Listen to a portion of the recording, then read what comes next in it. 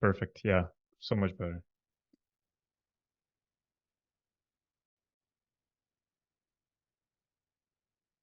And then meanwhile, you should see my screen.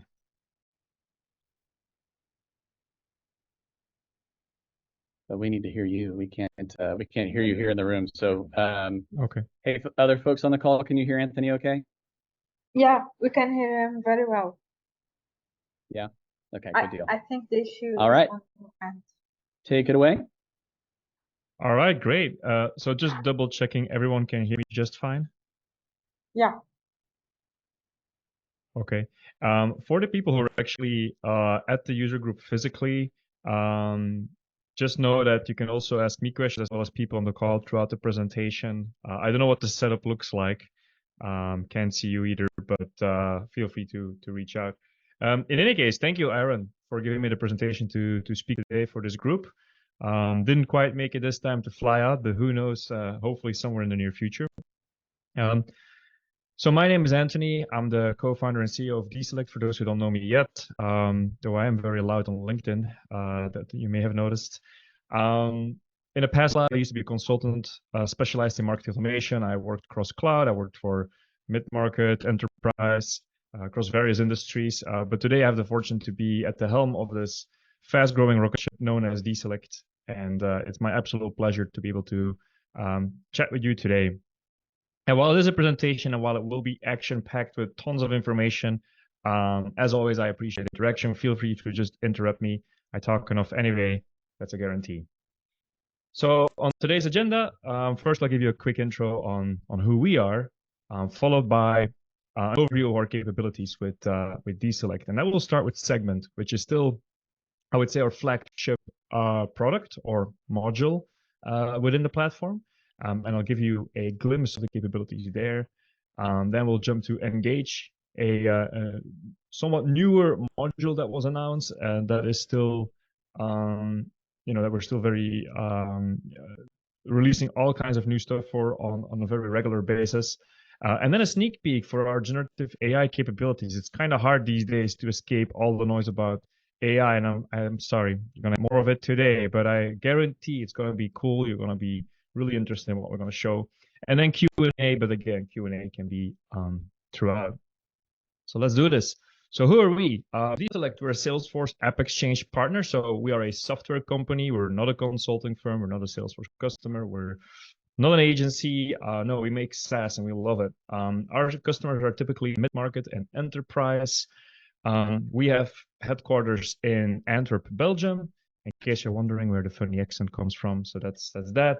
But we also have an office in Austin, which is incidentally where I'm based today. So if you hear this weird mix of Texas slang, like gunning it, mixed with some weird foreign accent, that's why I'm in full transition. We partner with Salesforce, obviously, but we also team up with all kinds of small and large and less large consulting firms, agencies, you name it. If your name is not here and you are in a consulting firm or an agency and you wonder, hey, why is my name not here? Feel free to reach out. We love partnering with SIs. I used to be on the consulting side myself, so I just understand how valuable that is within this ecosystem. And so I do this very actively. Some key clients are listed. Pledge 1%. We believe in giving back. And then the main products are listed at the bottom, but we'll cover those today. Also, we're a mission-driven company. We like to believe we're doing a little bit more than just make plugins for Salesforce. And our mission is to elevate engagement through human intelligence at scale. And elevating engagement is something we aspire to do by making sure that marketers can do better communication, better one-on-one, better personalization, better targeted. Because, come on, let's face it, who loves being spammed these days with content you don't like? So let's make the world a little bit of a better place. And human intelligence scale, human, because even in a world with ChatGPT, someone still needs to write the prompt. And so we strongly believe in augmenting our human capabilities as if it were, and essentially offering us beautiful mission control for people in marketing operations.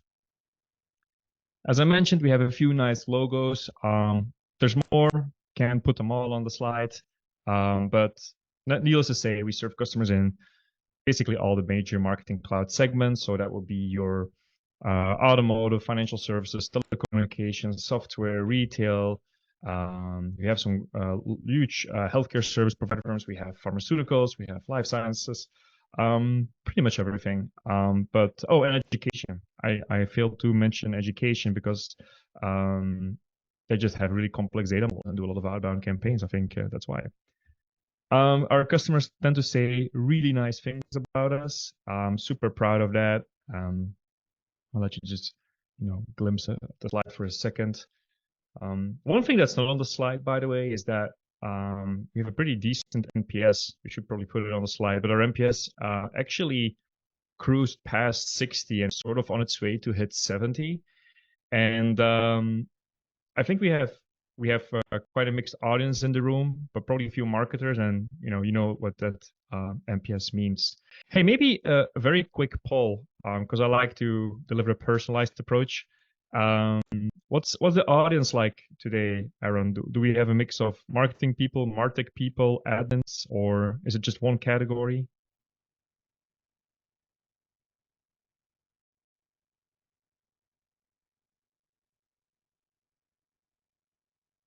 Crickets. Okay, we have one developer. Thanks for jumping in the chat. And I hear something very quiet in the background, but I can't hear it inside. Maybe while they figure out, we'll move on. By the way, Aaron, one more thing. I just realized this thing is not recording, but I think it might be useful for maybe your group members, and I'm sure we at DESelect will be happy to share the recording as well, if that's okay with you, if you're able to record. I don't think I have the controls for that. We should be recording. Can you hear me now better on that? Yes, we can hear you once again. Okay, great. Yeah. So yeah, we are recording, so we'll have that available for folks. But I was going to say, here in the room, we've got a lot of folks that work at different like Salesforce partners and agencies, and then we have a few folks that work directly for like the end users, the actual client end. So okay, very cool, very cool. Thank you for sharing that. That helps adjust my presentation a little bit. Moving on to the next slide. This is I really like this one because it gives such a good overview of just how Marketing Cloud itself sits in a wider landscape and how we augment Marketing Cloud. But essentially, if you have your Marketing Cloud on the right-hand side, so that's full box, then usually the data in your Marketing Cloud comes from somewhere. So that might be websites, events, other data sources. The vast majority of customers, they centralize their data, not in Marketing Cloud, but somewhere else, right? So that will be a CRM system, maybe a CDP like Salesforce Data Cloud, maybe some other third party, a Snowflake, an Azure, you name it. We see all of those things, and customers usually unify their data and have their master data management set up at that level, and then they feed what I like to call marketing consumable data. So it's a subset of your full data into the Marketing Cloud, because it's bad practice to just dump everything there. And then in Marketing Cloud, you have your different studios and so on, and that's where we sit. So we got a search, we got segment, we got engage with various capabilities on which we'll touch a little bit today. One thing I will just point out right away, because we often get questions about it anyway, so I'll try to anticipate, especially this audience. Data Cloud and segment, what's up with that? So we see more and more customers that have Data Cloud and reach out to us anyway. Even though Data Cloud does do segmentation. So what's up with that? Well, essentially, most of those customers, they typically unify their data in Data Cloud, which means a stitching. They can use anonymous data. But to do the actual day-to-day segmentation of first-party data that is being used in email campaigns, they still prefer to do it in Marketing Cloud, because that's where the marketers typically work. Whereas in Data Cloud, it's a little bit more of a gray zone. It's more technical marketers, it's more BI people. At least that's one trend we have seen. I'll just pause here for a second. So far, the overview of DESelect, what we do.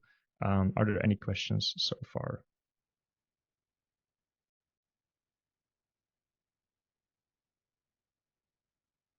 Okay, I'll assume no. We'll jump right on here. Good to go? Okay.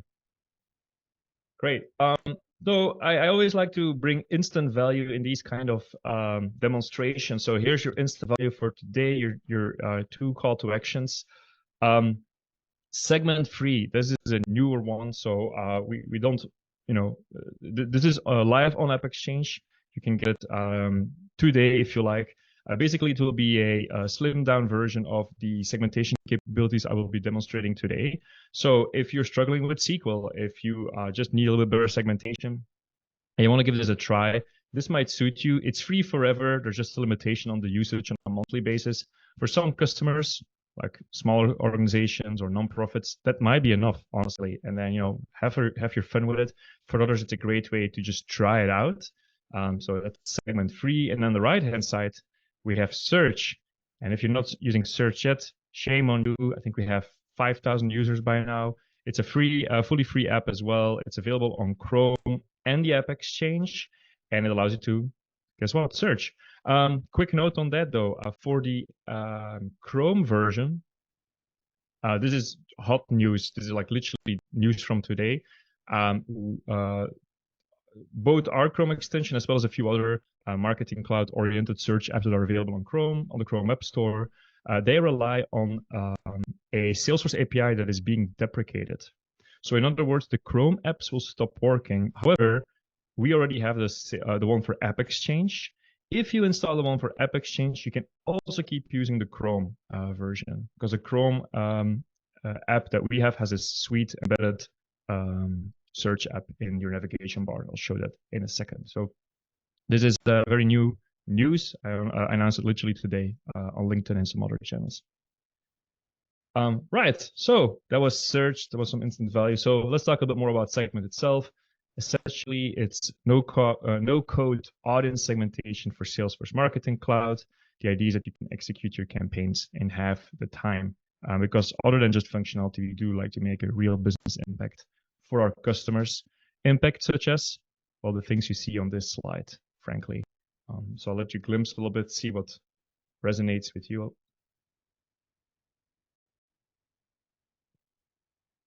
And so a lot of people, they reach out because they don't have SQL knowledge. But there are other things, one thing that is pretty cool to build, especially when you're a consultant, is, for instance, things like scoring models. And there are people who use that. I'll share a resource later on that you can use to build scoring models. Also, Marketing Cloud implementations. Of course, you have a lot of workshops, a lot of content, there's journeys to be built in a typical Marketing Cloud implementation. However, there's also a large part of your project that is really about making sure you have things like master data extensions, right? Making sure data model works, making sure it's consumable, understandable by non-technical end users. And that's something where we see implementation partners being very successful by using DESelect essentially to accelerate the implementation and also driving user adoption.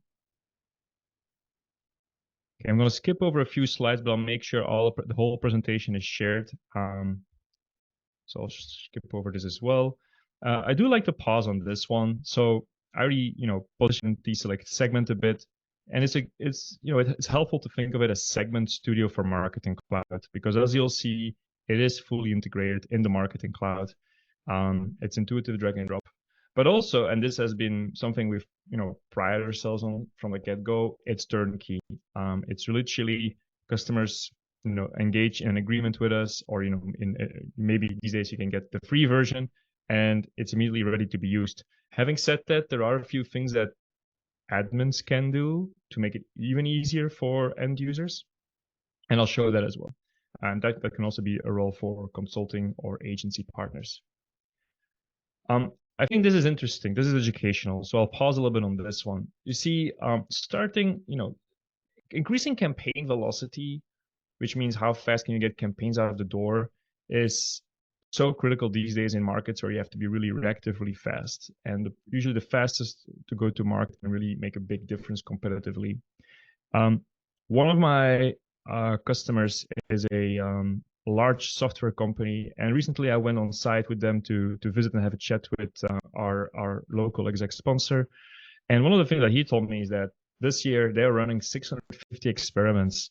And so these are all A/B tests that they're running, and every A/B test is geared toward learning more about their about their buyers, learning more about how to improve their campaigns. So 650 experiments in a year. And so it's interesting. I always thought of campaign velocity just as a way of get campaigns faster out the door, make your team more efficient. And obviously, it's all really important. But this customer of mine also educated me on the fact that having higher campaign velocity also allows you to do those tests faster. So it allows you to learn faster, and that can also be a true competitive advantage in today's market.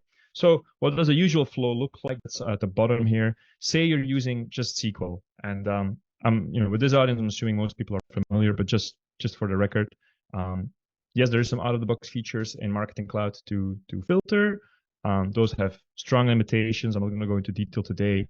Anything a little bit more thorough, you want to write SQL queries, but many people don't want to write SQL queries, right? So, but what does that flow usually look like? Well, in this setup, your non-technical marketing team will brief or prepare a brief for whoever's doing the technical support, right? Agency, internal admin, IT, maybe a consultant who's still hanging around, that sort of thing.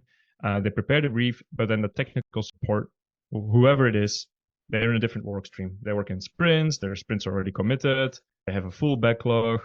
These people are usually like scarce talent that are always overworked. And so you have waiting times. And the waiting times, that's what kills your campaign velocity. If you can take anything away from this slide, it's the waiting times that really kill it. But then, of course, the query actually has to be written, and that takes time as well. And for those who've done it, you all know how lovely debugging is in Marketing Cloud. It's very hard sometimes to get to the bottom of bugs, so that also can take some unexpected time. And, meanwhile, your marketer, they keep working on their campaigns, and then suddenly they realize, oh, we need to add a filter, but then there's an emergency meeting because the campaign deadline is coming through. Technical support needs to adjust the query right before the deadline. Oh, whoopsie, the manager still wants another field for more personalization because one thing was not correct. We're missing the deadline. There's more stress. Everyone's yelling. Everyone's stressed. No one gets home at time on a Friday. This was my life. Like this slide is made up. I saw this happen before my own eyes as a consultant embedded in a marketing team. I was usually tech support there as well. So that's how I learned this thing, and this might resonate with you too. So what's the alternative? Well, we're offering one alternative where essentially you want to initially have some kind of selection template, and we'll see in a second what we mean with a section. But it's essentially like the rules that create a segment, right? That's a selection.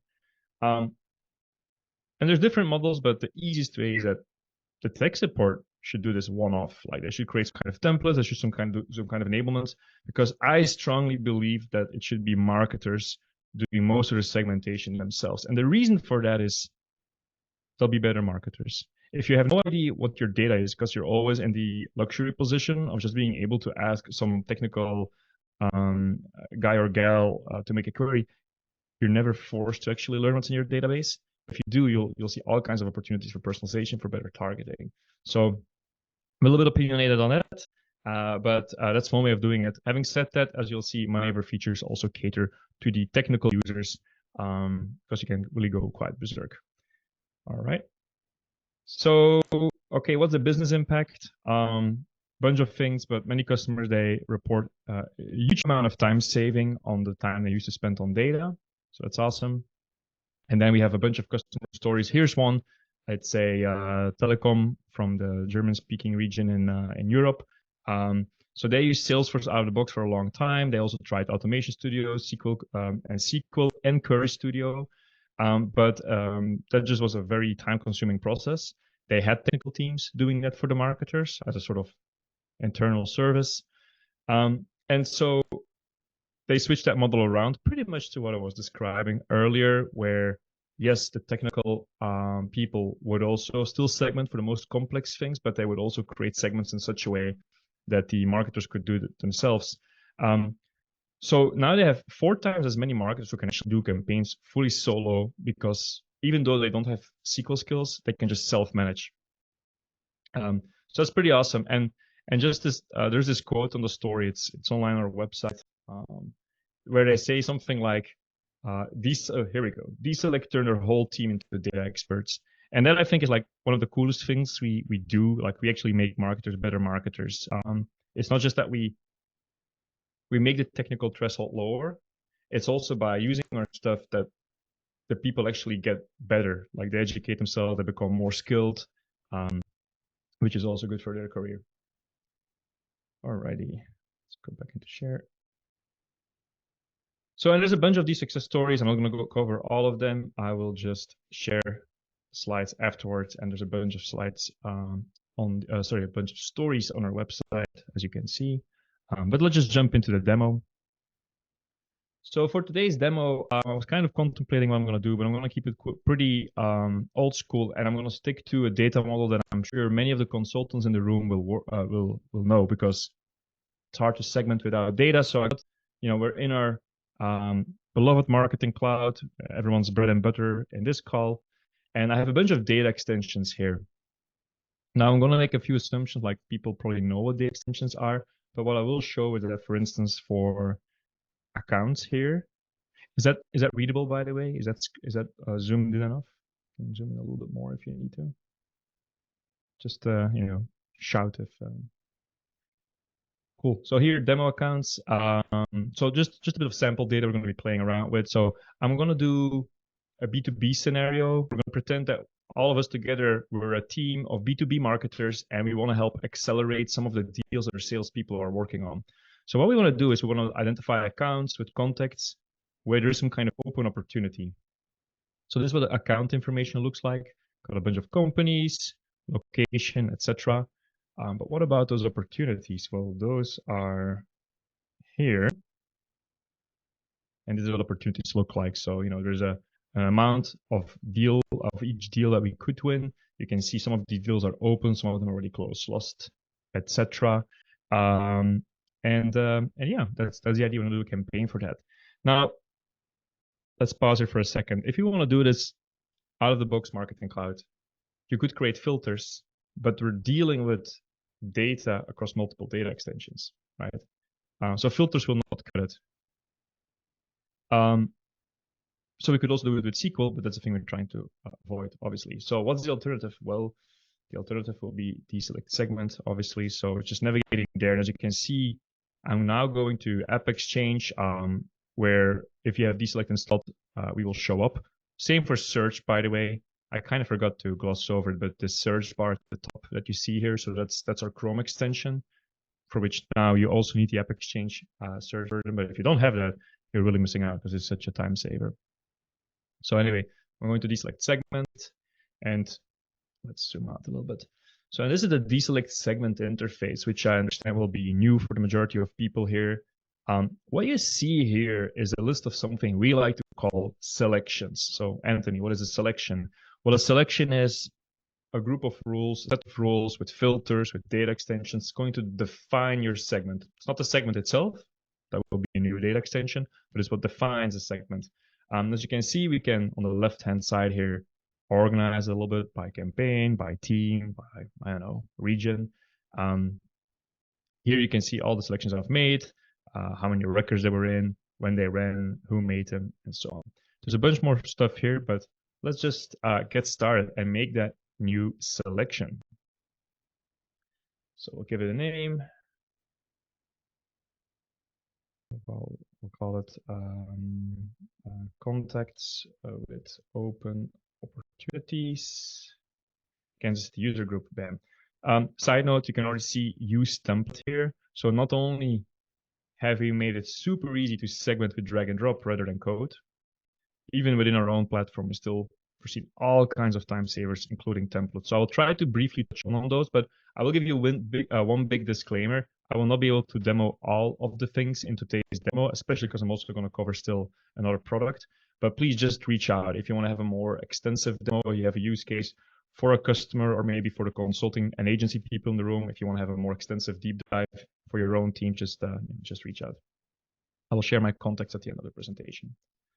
Anyway, our selection is loading. Now, the cool thing is, the moment you have DESelect installed in your environment, it, like I said, is fully integrated. And so in this selection panel where now you can see here available data sources, and essentially all your data extensions in your BU are immediately available. If anyone creates a new one, it's immediately available. There are permissions to limit that as well, but it goes to say that there's no additional integration work at any time. It just refreshes automatically, which I think is pretty cool. By the way, it's not only for data extensions. I will anticipate the common questions. It's also for synchronized data extensions, Salesforce data extensions, and yes, even data views for those who know what that is, like this send thing. But that's just in passing. So a selection, what are we going to do? We're going to cover 3 steps. First off, selection criteria. We're going to choose what DEs to work from, what filters to apply. Number 2, target definition. If you ever wrote a SQL query, you know you have to define a target DE, so that's where we're going to save the output. And then number 3, we can preview that as an optional step to see are we heading in the right direction with this segment. So reminder, we were going to do a campaign as marketers to accelerate open opportunities. So with my data model, that means that first we're going to need accounts. So I'm just searching for accounts here. It's one of my data extensions. I showed it earlier. So let's drag and drop that puppy right over here. And now the moment I drop that, we get this little pop-up here saying optional, provide an alias for the data extension. So this is not going to rename the data extension, but just make it a little bit easier to understand later. So why not? Let's just call it accounts, save, boom. Now something happened when I saved this. If you paid close attention, available filters. All the fields from the account DE are now available to, you guessed it, filter. But before we get there, let's make sure we have all the data extensions combined that we need. And let's take contacts, for instance. Let's see, you got a few here.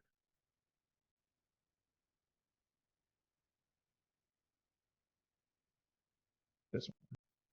And so now to link this to the accounts, assuming there is some kind of logical relation like an ID, all I gotta do is drop it on top of accounts. Once again, I can provide an alias, but this time we're gonna see what I still like to call to this day the magic screen. The magic screen is exactly the thing why I need SQL normally, but we take that away because here we can define what is the relationship between accounts and contacts, and we can say, oh well, accounts has its own ID.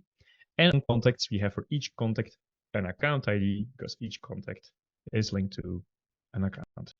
Now, what's really cool is that we also have it's even possible for admins to pre-configure this. So notice that this mapping was done automatically. I didn't do that. In fact, this green pop-up here is saying predefined relation. So it's a feature that's in our admin panel. That's exactly the kind of thing that a consultant can help you set up or your admin. And that makes it even easier so that non-technical users don't accidentally make mistakes here. On top of that, we can do all kinds of joins. So right now I'm looking at an inner join, but I could do things like a left join. I could do exclusions. I could do even crazy things like this cross join. That's useful for massive A/B testing generation, by the way, in case you're wondering. But let's just stick to a good old join. Boom, save. Okay, one more. We need to drop opportunities, which in my case is linked to accounts. Boom, boom, boom. Same thing, predefined relation. There you go. Join between 3 DEs with a few clicks, and you know I was even talking a lot there, so you can see that can go even faster. But that's not even it. So even if if you tell me, wait, Anthony, okay, this is awesome. I get it. I can drag and drop. I can save hours of time with this. Great. However, my marketers, I love them. They're creative. They make wonderful content. They have no clue what you just did. They don't get joins. So we get that sometimes. My answer to that is 2 things. 1, eventually they'll learn this very fast. But 2, we even have features now like data sets where, let me just remove all of this stuff. Say if you have a blank slate and your team doesn't know how to map this, well, they can just create, they can take a pre-configured data set. And so that's, again, up to you, consultants and admins in this room, like this one, a common one, accounts, contacts, opportunities, and I drag and drop, and boom, all that stuff is there, even in one drag and drop, because we just love time saving at DESelect. All right. Quick check. Are we all good? Questions, remarks? Lots of nods and thumbs ups in this room. Oh, awesome. Glad to hear. Hey, Anthony, I have a question. My name's Cole Erickson. You showed the magic screen. You showed the account ID and contacts, and then contacts are matching with my account. Sorry, the line is breaking up a little bit. Oh, sorry, that was a joke. Can you hear me if I hold it close like this? Yeah, now it seems to be better. Okay, I'll try to ask this slowly. So does DESelect do any sort of fuzzy matching? Like if I could imply that maybe these contacts aren't associated with the account like they should be, and I just want to pull a segment if maybe they should be on the account for this example. Can DESelect do that, or should the relationship already exist? No, either way, admins can predefine relationships to make it even easier for non-technical users. And when I say make it easier, I mean prevent them from making mistakes. But you can do any join. There's no limitation on that. So if that answers your question. Kind of, and just the objects themselves within my data set itself, this that I have the contacts on the accounts, or can we look at the contacts that might match with that account but aren't necessarily on it already? Super sorry, but half of your question went lost. Okay. It started well, but then it went like quiet and it broke up a little bit. Maybe as a suggestion, if I can invite you to put it in the chat, and then I'll try to revisit the question later. We'll try my built-in mic here, which is probably a little better. You want to try it one more time and just speak up, or whatever? Yeah, I guess sorry to take so much time, Anthony, but I'm mostly curious. Can you hear me okay now? Yeah. Perfect. Yeah. If let's say I have contacts that are floating around and not on the account, or maybe I have multiple accounts that I want to make this search for, can I create a search criteria in DESelect that essentially does fuzzy matching, where I define what the account is I'm looking for and it connects them? Yes. So you could do fuzzy matching. It will probably take a little bit too much in this demo to show today, but we have some features where you can do fuzzy matching, which sits at the level of the app called custom values, and you can even do regex like things there. And I think that will cover your question if you want to do kind of fuzzy matching. I mean, you could also do matching on things like email, on name, but I think you're referring to fuzzy matching where, a name might be spelled in three, or an account name might be spelled in three different ways, right? So you'll probably want to do some kind of you got it. Regex. Yeah. Okay. Yeah. So we can do that. I'm not going to be able to show that today, but it's a capability. Cool. Thank you. All right. Awesome. Cool. Great question, by the way. So we got our DEs. Let's add a few filters, and I'm just going to use a search function here. Let's just go for close date. So as you can see now, I added the close date as a filter that's coming from opportunities, and I'll just say before. And I can take a fixed date, but I can also do something cool, which is a relative date, like everything before 3 days ago that has a close date then. And what else do we want to say? Let's say stage, opportunity stage, and let's add that. And there we go. Opportunity stage equals closed lost. No, I'm going to take open. Wait, hold on, Anthony. What did you just do? There's a pick list. Yes, well, yes, there is a pick list. So I don't know why Marketing Cloud never introduced pick lists. I know many people ask the same question, but just like we added search, we also added pick list. So it's something that admins can configure. So that's filters in a nutshell.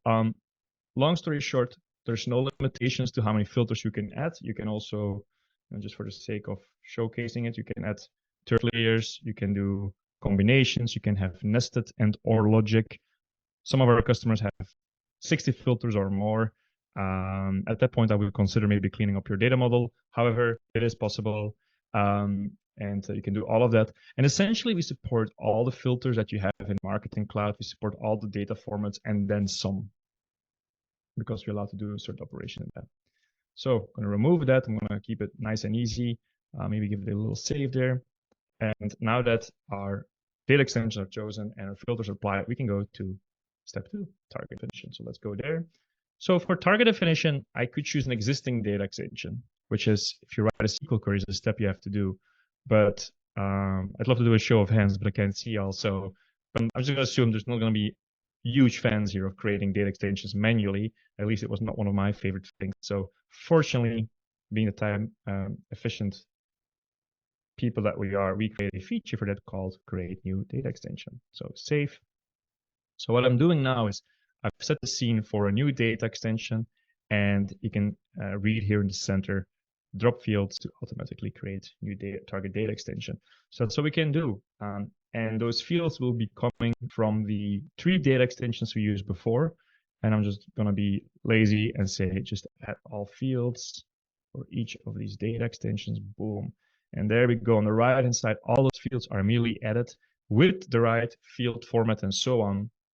And I can just clean this up a little bit, because as we can see, the account's primary key and contact's primary key got copied. So I'm going to change a little bit. I'm going to call this one account ID. I'm going to not make it a primary key because I only need that for contacts. We'll rename this contact ID. And I think we have one more. There we go. Opportunity ID. Something like this. And there's a few duplicates. We can throw them out. So just cleaning this up a little bit. And then send relationship. We'll just take the, where is it? Contact ID, contact ID. Ah, there we go. Sorry. So to define the send relationship on the subscriber key, save data extension, create.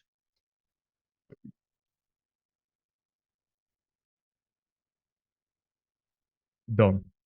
So now we have a data extension. Fantastic. And then we can go to the next step, which is the preview. So this step is kind of optional. At this point, we could already create, but we usually already create a segment. But I just like to show this little penguin floating. Once that's done, we'll see a preview. So here you can see the preview, what that data will look like. It's just 20 records out of what apparently will be a total of 65 records. So these are people matching our criteria, and what the data set will kind of look like. Looks kind of okay. No funky things. Also, and I kind of like this feature too, you can also see the work you did not have to do. So this is the SQL query that came out of this. This thing is actually saved in Automation Studio. So our customers' data never leaves Marketing Cloud. We just create a SQL query in Marketing Cloud, and we execute there and create a new data extension and so on. But we don't save data anywhere else. Okay, and meanwhile, I can see y'all's faces. That's fantastic. So now we can actually do show of hands if you feel like it. Anyway, SQL query, lovely. And then if I'm done with that thing, I can run it. That will take me back to the home screen. I took the liberty of already running a segment as I prepared for today's demo. And so that will be in our data extensions folder. Here we go, data extensions, and there we go, Kansas City user group, 65 records. All the records are there, columns are filled in, completely formatted, just the way we want. No nasty SQL errors, no unexpected bugs, no crisis meetings a minute before go live. Before I move on to the next thing, I want to very, very quickly highlight a few things that I did not show. So what I did not show was that, for instance, at the level of filters, you can do filters across multiple data extensions. So if you want to do things like give me accounts that have at least 2 opportunities, that's already getting a little bit trickier to do in terms of segmentation with SQL or anything else, any other tool as well. That's built in, right? That's built in. So those kind of things you can do. At the level of the target data extension, you can also add personalized values, or as we like to call them, custom values. So if you add a new value, you can do things like just give me a fixed value for a new column that I want to make up, like test A or something, or a dynamic value. So you can do something like based on someone's sex, change the salutation. Based on someone's language preference, you can change things.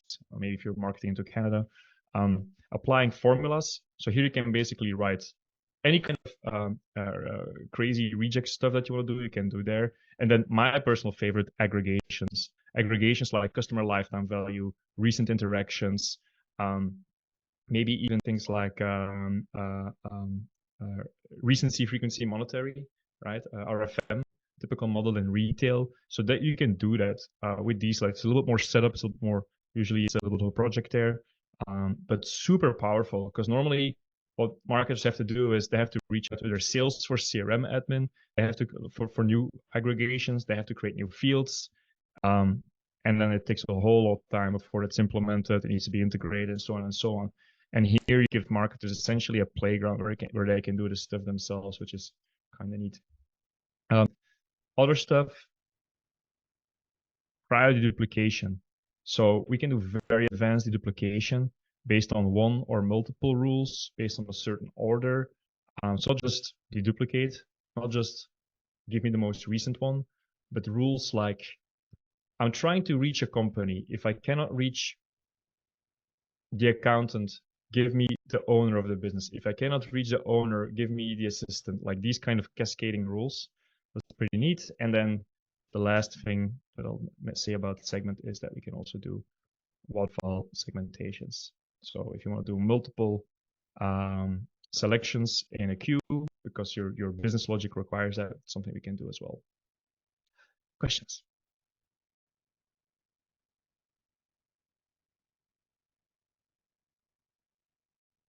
Okay. I think we're good here in the room. All right, fantastic. Cool. We'll just power on. So this was segment, the very, very fast version of segment. So what's next? Next, engage. Engage is, throughout our conversations with customers, we notice that one recurring need that customers have is being able to better control who gets what communication across the many journeys, across BUs, even across Marketing Cloud instances, in some cases, and be able to cap that in an intelligent way. So this problem is referred to with several names. Some people call it saturation control, frequency capping, marketing pressure management, collision control. It's all pointing at the same thing. Optimize the level of engagement with your customers. So given our mission statement, we felt very compelled to do something about that. And that's why we're introducing Engage, which allows to do these things. And Engage essentially has two major capabilities. So customizable saturation solution based on rules. So it's a rule-driven thing, and only rule-driven for now. Prioritization as well. So we also learned that even if you have rules that want to limit communication, sometimes you might want to send 2 promotions on the same day. Which one is more important in case they have an overlapping audience, right? Which one do you prioritize? So that's what we set out to build, because it's really about finding the right amount of communication here. It's not just about making sure you're not over-engaging with your customers, aka spamming them. It's also making sure that they're not under-engaged, right? So it's that little Goldilocks zone where your customers are getting the right amount of communication, and you're also not underusing your database. So that's what saturation control really is about. Business benefits. I think it's really important. I'm going to skip over this, I think, just for time's sake. This is a very interesting report. A very interesting research we did. So this is original data, actual research we did with consumers. There's a QR code in case you want to download it. There's a few takeaways on this slide, but I think there's some interesting insights to share with your team or bring to your boss in just how many people complain and how big this problem is. So having said that, let's just jump into the problem itself. So what is this problem about? So let's say that as a marketing team, you figure out, well, hold on, our unsubscribers are too high, or too many of our customers are simply not engaging, or you just want to make sure we do really good marketing and good communication. So for those reasons, in our specific case, in this thought exercise, we say we want to limit the number of emails to customers to 3 emails every 15 days. Okay. So if we're going to visualize that, it might look something like this. There's time span. These little yellow balls, they indicate when communications are going to happen. And this little stripe is where we are today. So in this 15-day time span, we can see we already had 2 communications happen. There's a 3rd one coming up, so that one will be fine. But there's also a 4th one. So what do we do with that? Because 2 slots have been consumed, we have 2 possible communications that we can or cannot choose from. Now, the most common, the easiest approach would be to set a priority to the send date, or in other words, first come, first serve. But is that always the right solution for your campaign? What happens when there's more to consider? Well, for instance, you have multiple communications on the same day. So in this case, the problem gets a little bit aggravated. In that case, you may need to prioritize, right? Maybe you have, maybe these two, maybe the communication that you're planning have a similar topic, like they're both promotional, they have a similar audience, they do happen roughly on the same time. So it's not a matter of you pulling them forward or pushing them backward. You even want to prioritize within that day. Secondly, what if your most important communication is into the future? So for instance, say we have these communications coming up, and the fourth one is actually a communication that the CEO is pressuring to send to all customers. Never happened in my company, but I hear it's hearsay, right? So, or your VP marketing or your CMO, whatever.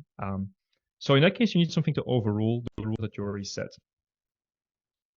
But it gets a little bit more tricky when you have individuals in different types of campaigns. So for instance, there's a certain group of people in the seasonal promo. Some of those people are in the customer newsletter, and then yet some others are partially overlapping with these two, but also are an event invite. So what about that? And so here's where the problem really becomes clear, the need for visibility, because the time where you have one simple newsletter list that you can put in the planning is past us. The chances that any of you has super clear-cut segments where there's never overlap is very small. You need to have a visibility across all those many campaigns, and it's virtually impossible to do this with like usual planning tools. So, and here's the kicker. Like the scenario I gave is still super simple, right? It's just one rule: 3 emails per 15 days. But in reality, the customers we talk with have much more advanced rules, and your marketing teams may as well. So, for instance, one rule could be, well, we can do 3 marketing emails per 15 days, but never more than 1 email per day, unless they are of different campaign types. Anthony, what's a campaign type? Well, something like a survey versus promotional versus newsletter versus company update, something like that. Or let's explore another rule. What if you want to have 3 marketing emails per week for leads, but only 2 per week for active customers? So here's the notion of contact categories. You have different contacts in your database, B2B versus B2C, certain users versus others, mid-market segment versus SMB, whatever. And you want to treat these differently as well. So obviously it can get very, very complex at this point. So how do people solve for it? Or try to? Number 1, engagement scoring. Now, engagement scoring serves another purpose, but you could also use it to prioritize your campaigns. Ergo, the people with the most engagement, you send the most campaigns. We have an ebook about this, so I won't say much more about this. There's a QR code if you want to download this guide. Helps you set up your scoring model. I think it's pretty fun stuff. So that's option 1. Option 2, Einstein. Right? So there's an out-of-the-box feature in Marketing Cloud that helps you with frequency capping. Now, I know we have more experienced folks in the room, but it's always worth repeating that there is no such product as Einstein. It can be a very confusing thing for newer people in this ecosystem, because Einstein is actually a brand name. It's a brand for anything AI by Salesforce. But Salesforce has many Einstein products. Either they built themselves, they acquired it, and even in Marketing Cloud you can find several. So you always have to ask, which Einstein are we talking about? So I'm talking about Einstein frequency capping. It's the little Einstein dude you can pull into your journeys, and it looks a little bit like this. And what it is it's a probabilistic model that predicts the state of a customer, so you can easily create dedicated paths in a journey. So saturated people will be excluded, undersaturated people can still be included. Okay, clear. What are the limitations though? Well, it is a probabilistic model that's based on certain data views in Marketing Cloud. And so because of that, it gets very hard to use, because number 1, if you don't use the SFMC subscription center, all your contracts will be undersaturated or on target, ergo the information is useless. Number 2, it's only for certain channels. Number 3, you need a certain amount of data to be able to use it. Okay, that can be overcome. And number 4, and I think this is the one where marketers get the most squeamish and uncertain. It's a black box. You don't know like how it comes to conclusion, right? There's no audit. There's no, and that's the thing. I think ultimately customers want to have control over what's happening, even in a ChatGPT world. So I'll skip this. There's one last thing I'll just mention very quickly: marketing intuition. So the thing that the way I know customers normally solve for this is like a calendar, and I know established customers who are pretty well versed in Marketing Cloud who still even have paper calendars. They get together with their whole team of 12, have the big papers, and they update post-its and whatnot. Yes, it happens. If not paper, maybe a spreadsheet or whatever. So that's all the manual tracking. That's just a pain to be dealing with. So how do we approach this instead? You can create general rules based on all these things that allow you to plan and prioritize campaigns, and then you can have an engage decision split. Looking at that time, I will jump straight to that demo. So we stopped with a segment. This time I'm going to open my engage screen. So once again, fully in Marketing Cloud, fully integrated, turnkey. I think by now you know our style. And this is a calendar that we introduce. Has nothing to do with the Marketing Cloud calendar, which I don't know a lot of people are using. But this one actually shows all the scents that we have planned and have these beautiful colors here. So what are they? I'll just let you read that by yourself. But essentially here we're planning all the scents that we have so we can see which campaigns are going to be undersaturated. Little side note here, so even this calendar is optional for usage. We have customers that have fully automated campaigns and journeys. As you can see, we can cover that too. But if you have outbound campaigns and you need to align on that with your team and you need to know, hey, is my campaign actually going to reach people, or am I at risk of oversaturating it? You can use this. So as you can see, for instance, we have this red one here, promo for leads July. And if I click on that, I can see the configuration of this scent. I can see it's linked to a data extension for leads. That makes sense. When it's planned, the channel, the campaign type, priority, so on. But it's red. Why is it red? Well, let's click on this preview thing. Okay, so there's 81 contacts in this thing, and all 81 of them are going to be excluded. Hey, what's up with that? Well, it's because they're oversaturated, because based on rules, Engage is going to block you from sending those, as you should, right? Because we're trying to not overspam our people. How did that red come there? Like, what do we do? That brings us to the rules section. So in this, if I click on the little cogwheel here, bottom right, that's going to take me to an admin panel.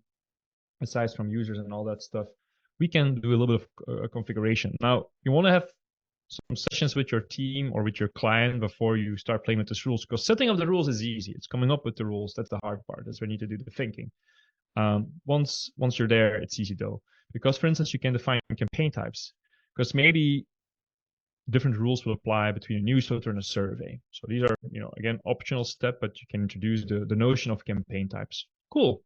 But Anthony, we have different customers. We have B2B and B2C. What about that? Well, for that, we can do contact categories. And contact categories, we can even derive that from your existing data. If it's mentioned there, in my case, we have 3 contact categories: customer, lead, prospect.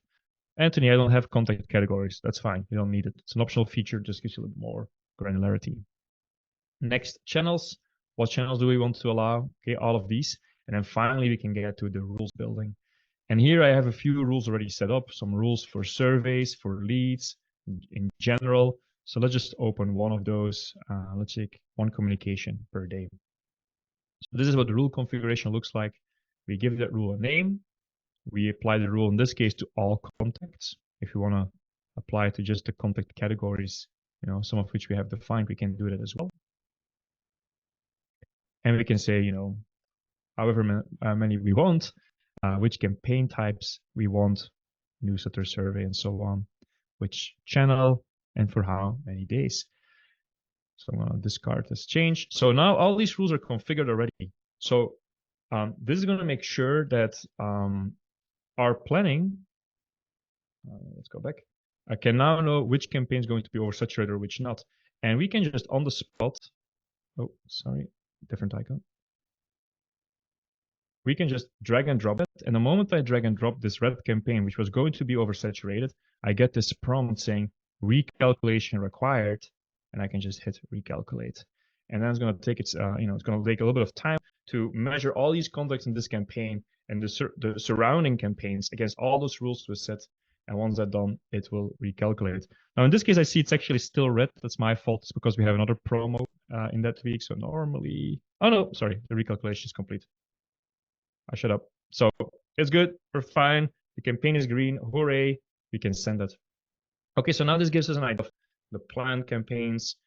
Am I actually going to send a campaign that's not going to be saturated or not? But how do we make sure we apply this? Well, that's in Journey Builder. And so in Journey Builder, and I'll just show an existing one because for time's sake, we have introduced a new component very similar to the Einstein frequency capping. And it's called DESelect Engage. And you can just pull in, drag and drop our little penguin fella called DD, for those who wonder. You can just drag and drop this penguin. And then based on that, you can define different pathways to say, well, for people who are oversaturated, don't send them a communication, or wait, try again later, whatever. For people who are undersaturated, you can obviously still send your campaign. And this, in this case, it's applied within Journey Builder. There's more I want to show, but I want to make sure I can address questions, if any.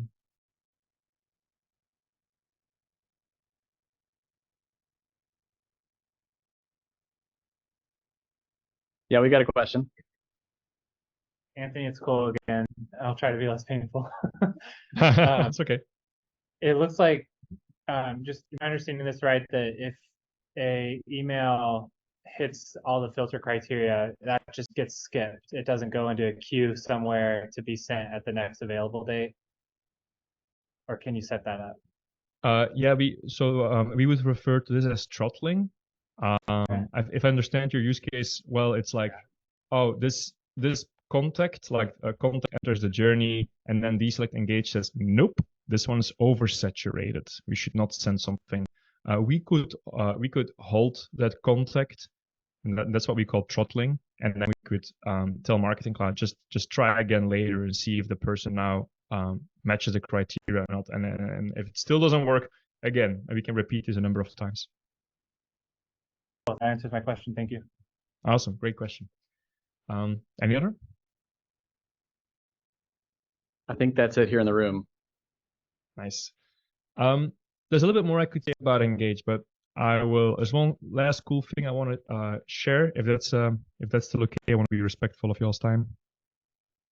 Because I know we're coming up at time here. Yeah, that's fine. If we're quick, I don't know how soon they're going to kick us out of this room here. Gotcha. Well, so I will just add one thing, and our announcement about generative AI. You're the second group to hear this. The first group was at Connections, where I gave a presentation on stage. Quick history here. Like since the start of DESelect, my co-founder and I, he's a CTO now, we've always been contemplating AI and to do something with that. Even back then, startups and tech companies that did stuff with AI got all kinds of attention.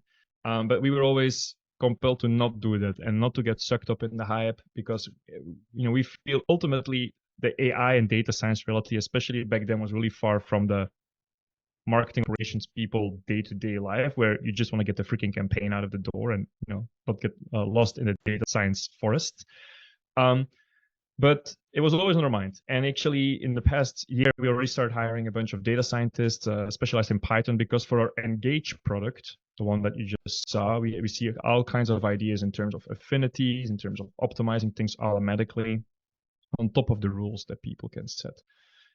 So when ChatGPT came out, at least ChatGPT 4, and all the stuff OpenAI has been doing, we got really enthusiastic. And so now we're powering, for starters, DESelect segment with this. And if you want to stay up to date for the latest updates, once again, QR code. There's a form you can register to be the first one to hear about this if you want to be part of the beta, which will start very, very, very, very soon. But here's a quick preview of what that look like. So you saw me build a segment. Now imagine you can just type what you want in normal language, or even better, speak it, because we can also do transcription. we can immediately translate that to a segment in DESelect like I just saw you. So yes, you could use ChatGPT to write SQL as well, but ChatGPT doesn't know your data model, doesn't know the peculiarities of Marketing Cloud's SQL, and you still have to configure all the rest and do all the manual stuff. And your non-technical marketers don't know if the SQL is correct or not. But with this, we can allow you to have a co-pilot right in Marketing Cloud that writes this. Salesforce is doing a lot of stuff as well with generative AI. I'm super excited about it. The big difference, what they're positioning for their marketing AI, is actually their marketing AI will be in Data Cloud, which is great, which is fantastic, but not a lot of people have Data Cloud at this point, right? For price point, because of length of implementation, whatever. So we're making this available straight in Marketing Cloud. That will be, I think, the key difference for those who wonder. And as I said, will be available very, very, very soon. So that said, that was my last announcement. Thanks again, everyone. Great questions. Thank you for your time. If you want to stay in touch, feel free to connect on LinkedIn. I love connecting with MarTech people and geek out about this stuff. Shoot me an email if you have any questions. And thank you for the opportunity and your time today. Hey, thank you so much. That was great. Especially excited to see the DD AI stuff. That was a question on my mind. How you were gonna deal with the technology headed directly our way. So that's a great answer to it. So let's give him a round of applause, and thanks everybody here. Reactions would be good too for those of you here virtually, but we appreciate you and the time you spent with us today. And next time you're in Kansas City, hit us up and we'll show you some good barbecue. Oh, absolutely. All right, fantastic. Well, thanks everybody for joining us, and we'll figure out what our topic is for next month. This one's going to be hard to beat. So thanks again, and we'll see everybody next month.